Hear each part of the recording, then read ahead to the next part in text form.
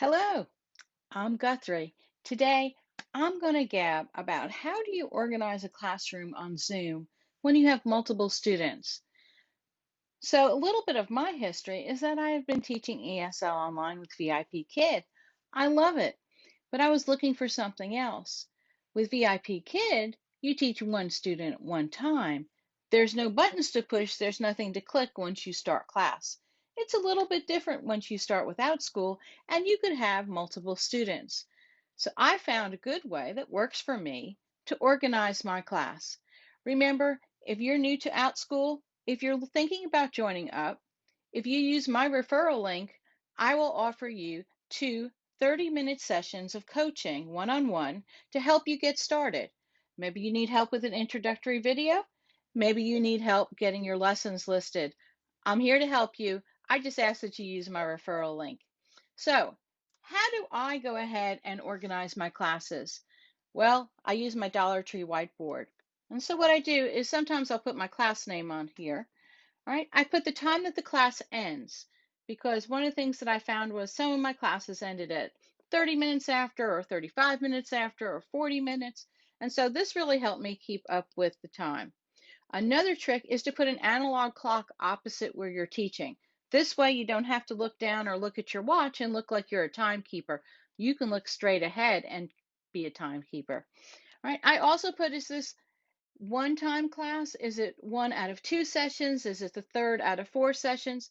And this helps me remember if I want to review something, if I want to ask questions of the students, or if I'm going to spend a little bit more time introducing myself and getting to know my students.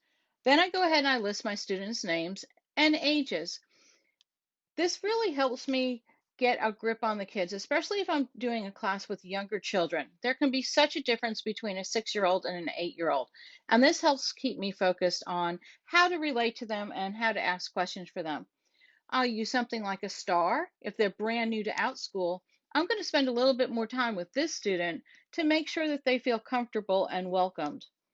These students might be returning students to Outschool, but they're all new to me. So if I put this down, I know that I want to, again, spend a little bit more time up front getting to know my students, asking questions of them. There's so many ways that you can use this. And then what I do is I simply just prop it up next to my screen and I can look at it while I'm teaching. I can also go ahead and make marks or notations while I'm teaching.